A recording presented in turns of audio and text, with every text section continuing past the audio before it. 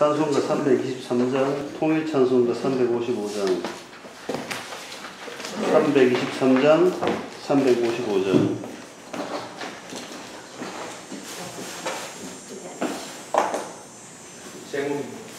구름받아 나서니 몸.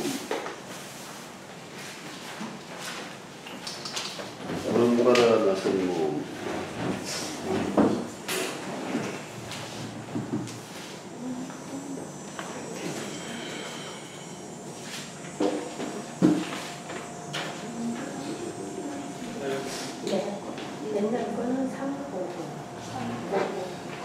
구름받아 나서니 몸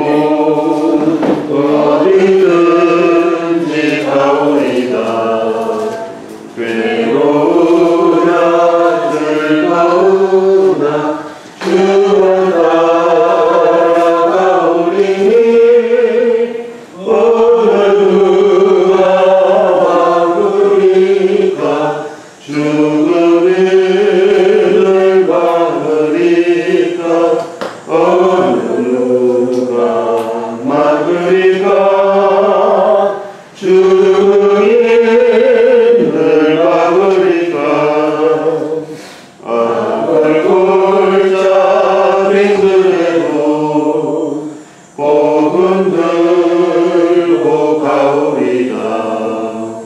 소돔 같은 거리에도 사랑하고 찾아가서 조개 몸에 지는 것도 아낌없이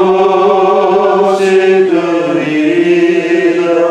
조개 몸에 지는 것도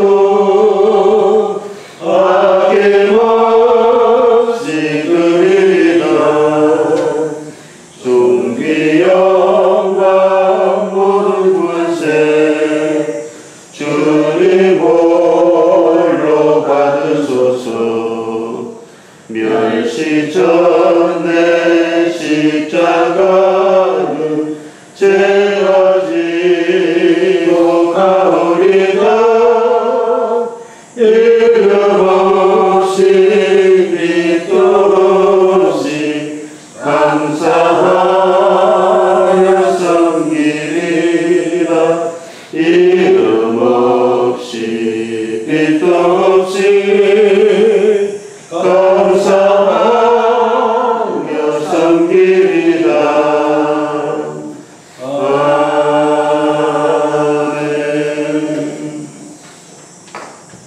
네, 잠시 기도하시겠습니다. 하나님 아버지 감사합니다. 오늘도 우리가 방기광 목사님 초청 집회에 모였습니다. 하나님, 우리에게 꼭 필요한 말씀을 주시옵소서. 방기광 목사님을 들어서 사용해 주시옵소서. 사탄막이 틈타지 못하게 이 시간 지켜주시옵소서.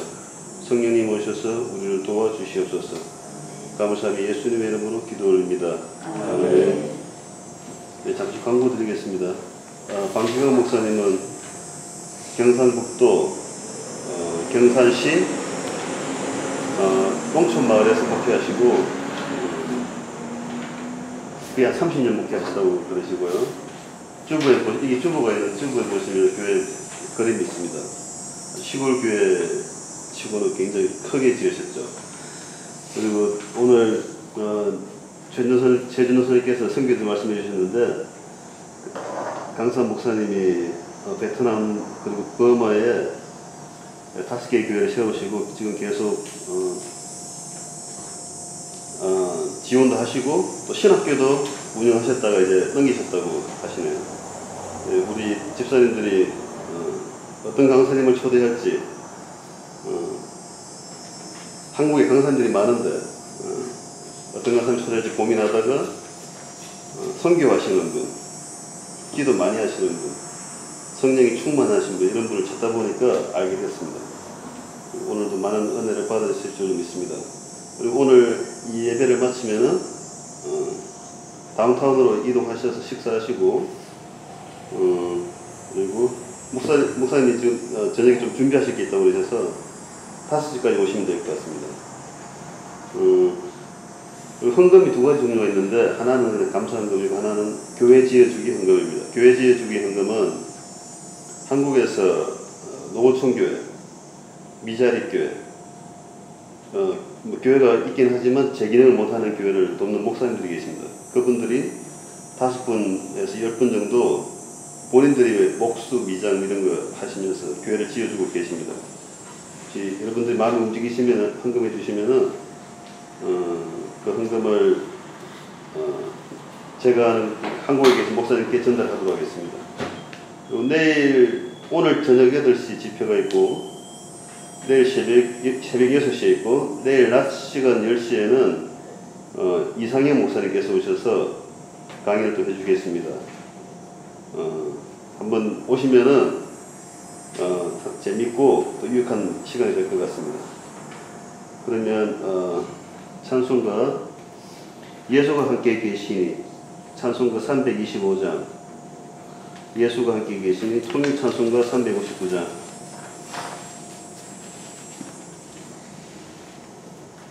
325장 359장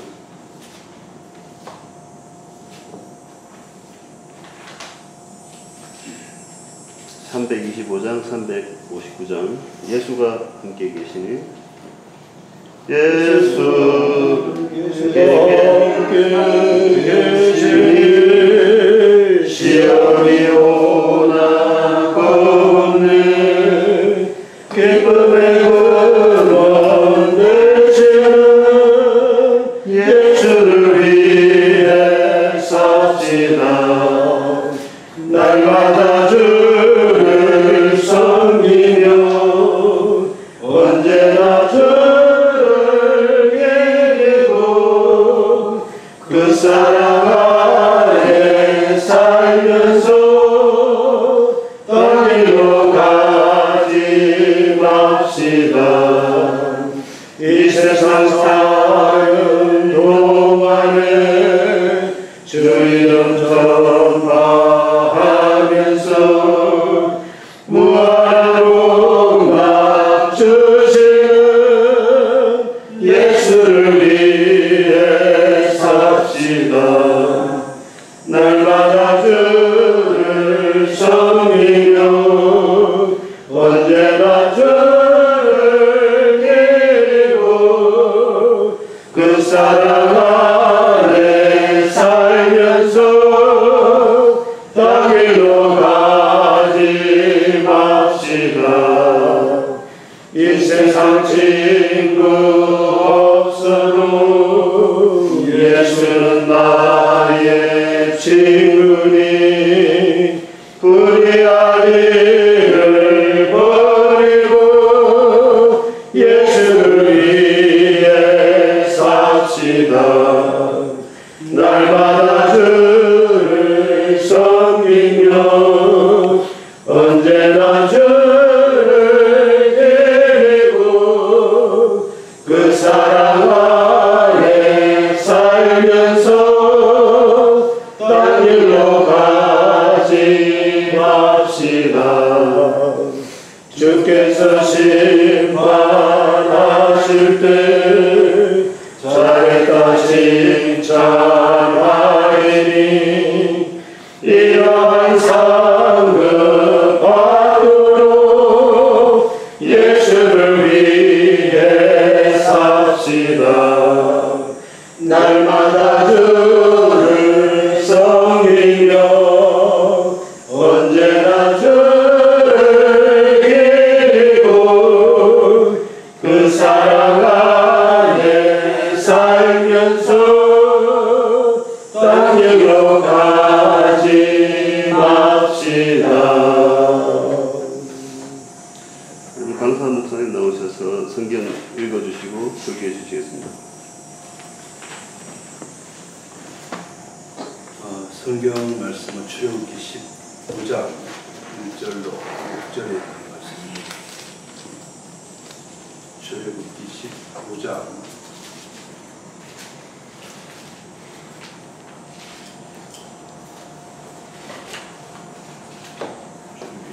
1절로 6절에 있는 말씀. 우리 교독 마치겠습니다. 제가 1절 말씀 공부하고 여러분들이 2절 말씀 주시면 좋겠습니다. 이스라엘 자손이 애굽 땅을 떠난 지 3개월이 되던 날 그들이 시내 광야에 이르니라. 그들이 애굽을 떠나 시내 광야에 이르러 그 광야의 장막을 치되 이스라엘 장막을 모세가 하나님 앞에 올라가니 여호와께서 산에서 그를 불러 말씀하시되 너는 이같이 야곱의 집에 말라고 이스라엘 자손에게 말하라.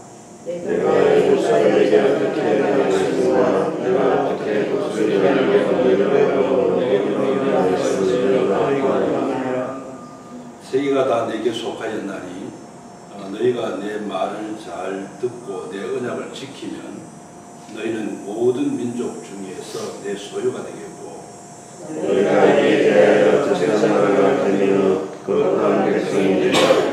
너는 이 말을 이스라엘 자손에게 전할지니라. 아멘. 제가 좀 앉겠습니다. 예.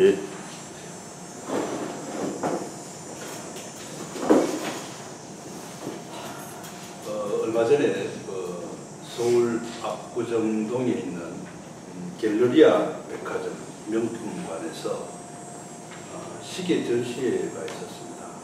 그 전시회에 출품되었던 그 시계 가운데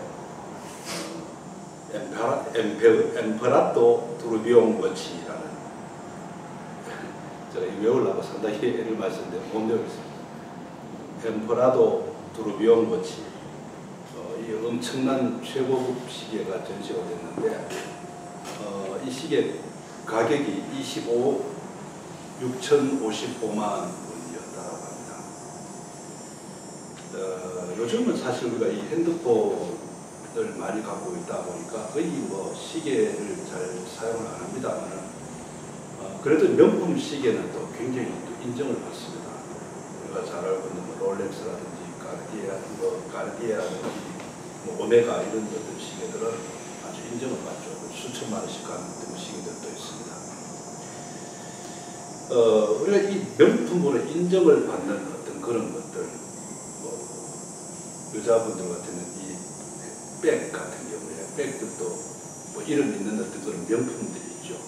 그 화장품 같은 것들도 뭐 저는 이름도 잘 못 외웁니다만은 여러 어떤 그런 명품들이 있습니다. 그 명품은 정말 또 명품은 또 명품이죠.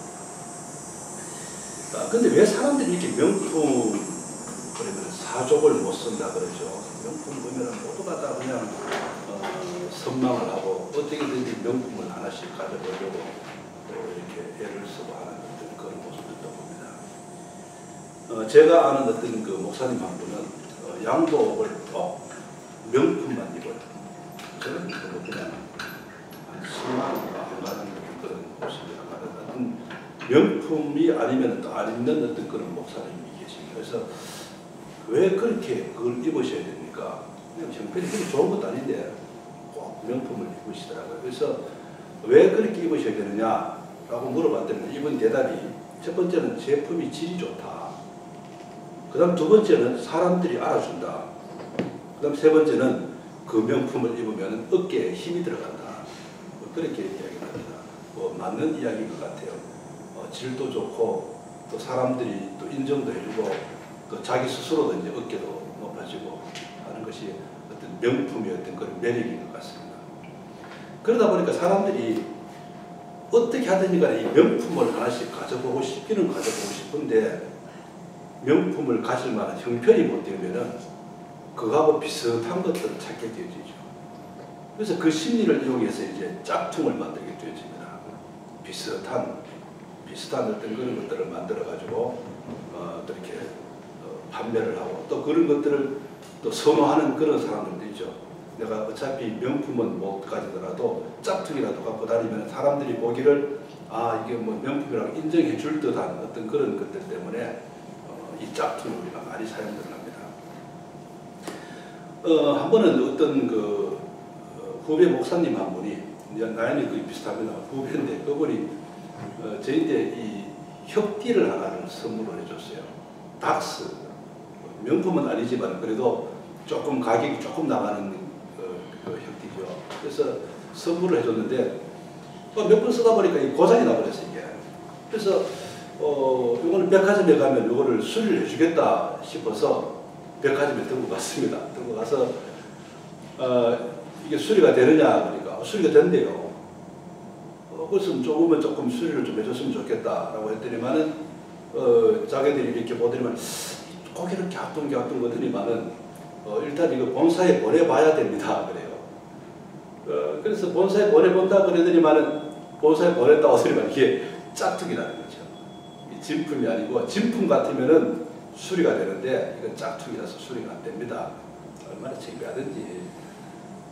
어쨌든 이 짝퉁이라고 하는 것은 그렇습니다. 그래서 이 짝퉁이라고 하는 것은 왜 짝퉁이라 그럴까? 짝퉁. 왜 짝퉁이라 그럴까? 그래서 사전에 찾아봤더니만 아직 이게 옛날에는 이 사전에 이 이름이 짝퉁이라는 단어가 없었습니다. 없었는데 최근에 제가 얼마 전에 한번 찾아봤더니만은 이 짝퉁이라고 하는 단어가 신조어로서 거기 이제 드디어 이제 그게 이게 뭐라고 합니까? 설명이 되어져 나옵니다. 보면은 고급 브랜드의 상품을 모방하려 만든 가짜 상품을 속되게 이루는 말이라고 이렇게 짝퉁이라고 하는 그 말이 이 사전에도 이제 드디어 등재가 되었습니다. 지금까지는 이 짝퉁이라고 하는 말이 전혀 그냥 신조어라고만 되어 있고 이걸 해석을 안 했었는데 드디어 이제 이것을 해석을 해가지고 정상적으로 이제는 단어가 되어져 버린 어떤 그런 모습을 볼 수 있습니다. 이 짝퉁 시장은 아주 무궁무진하죠. 특히 우리 중국 같은 데나 특히 우리나라 같은 경우에도 이 짝퉁이 어마어마하게 많습니다. 세상에서 이 물건만 이런 짝퉁이 있는 것이 아니고 우리 성도님들도 명품 성도님들이 계시고 또 짝퉁 성도님들도 계신다는 말씀이죠. 우리가 다 명품이면 좋겠는데 또 다 그냥 명품일 수가 없고 비슷한 어떤 성도는 성도인데 완전한 성도님들이 되지는 못하고 비슷한 흉내만 내는 어떤 그런 성도님들도 없지 않아 있다라고 하는 그런 말씀입니다.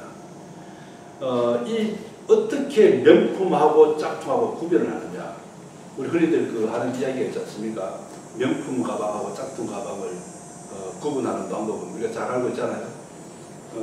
비가 오면은 이 명품 가방은 그냥 품속에 이렇게 잘 보관을 하고 자기는 비를 맞더라도 이 가방은 그냥 비를 맞으면 안 되도록 해서 한다는 거죠.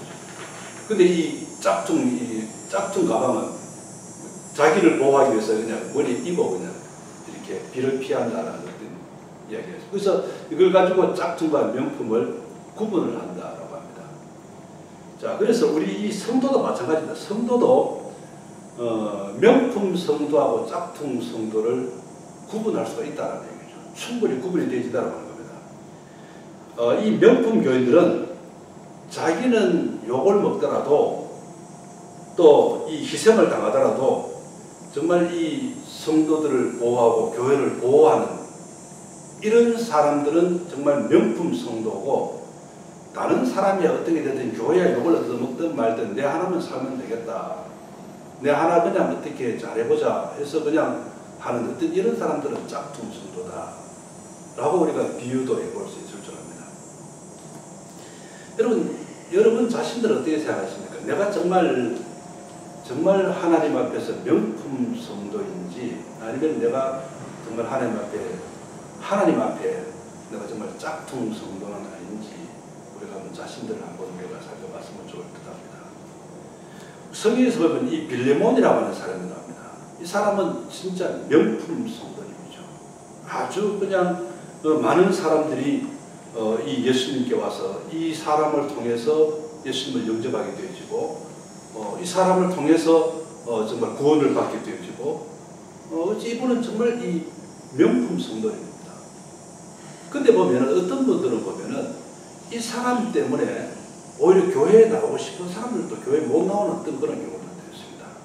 교회들 보면 참 문제들이 많은 교회들이 많죠. 어느 교회 할 것 없이 큰 문제, 작은 문제들은 교회들마다 다 있습니다. 다 있는데 우리 성도님들도 물론 명품 성도님들이 되겠고, 목사님들도 사실 목사님들도 정말 명품 목사님들이 되야 되죠.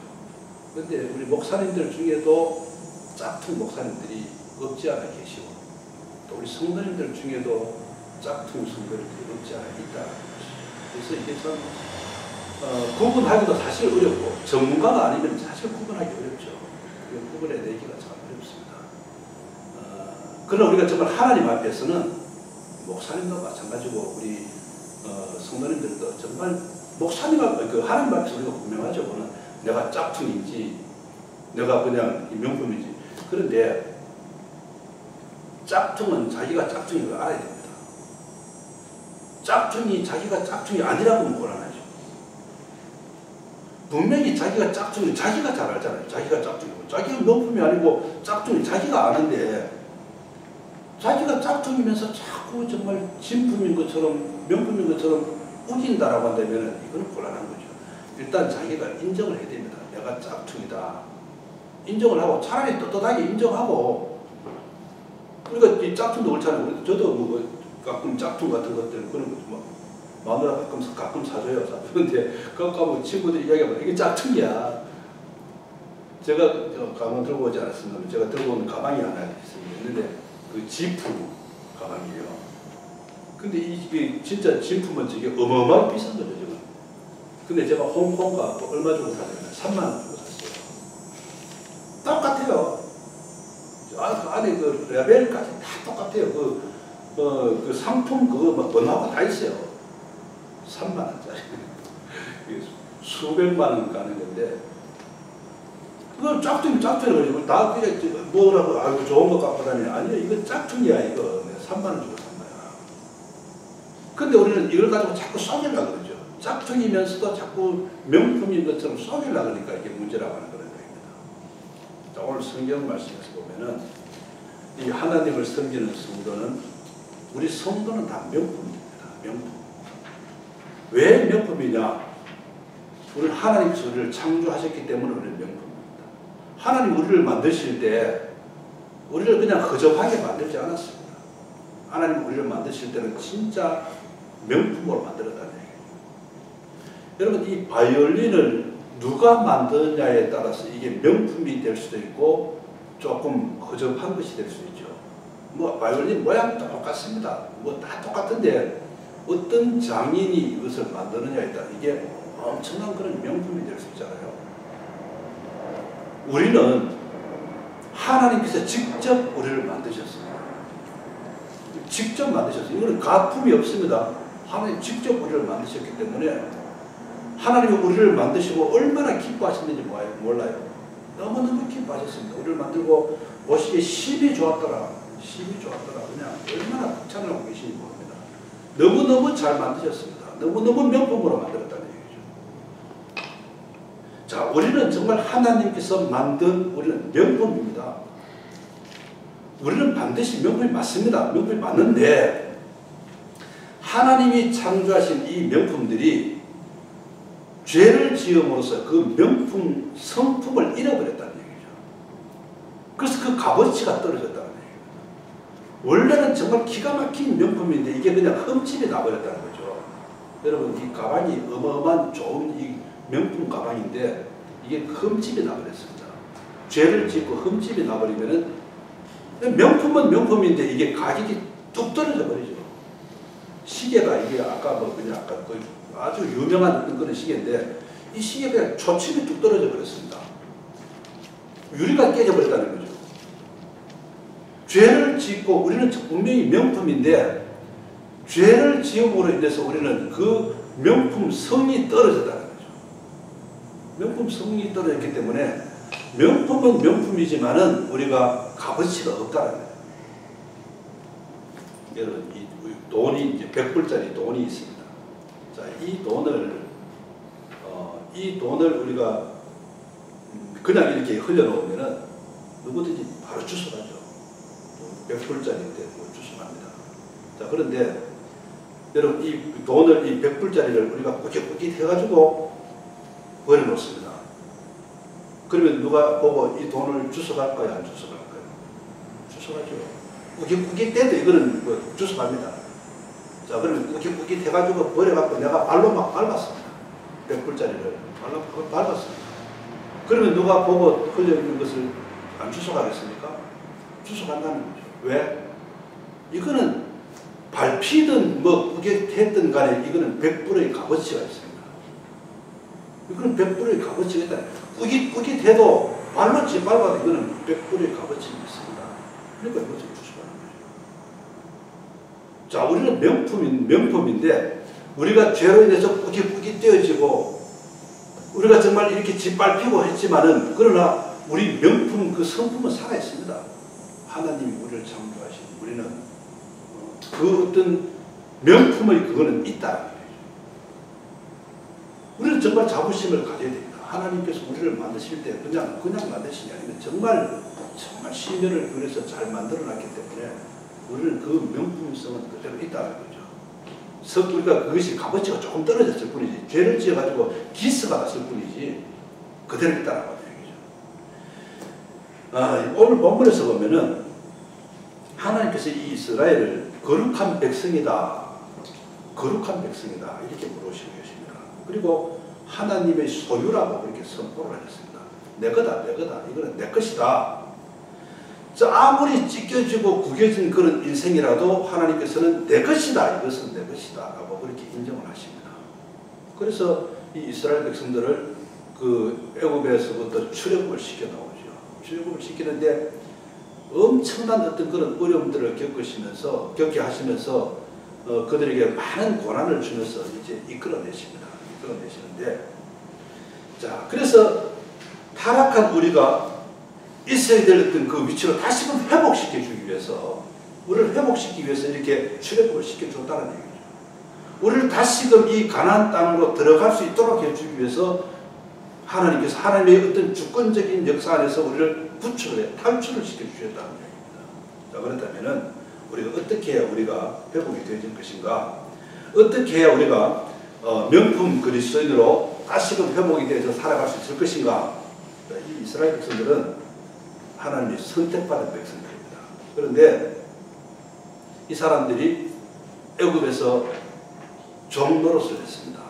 애굽에서 종노릇을 하면서 그런데 하나님께서는 이 이스라엘 백성들에게 전혀 동의도 구하지 아니하고 이 이스라엘 백성들을 출애굽을 시키죠.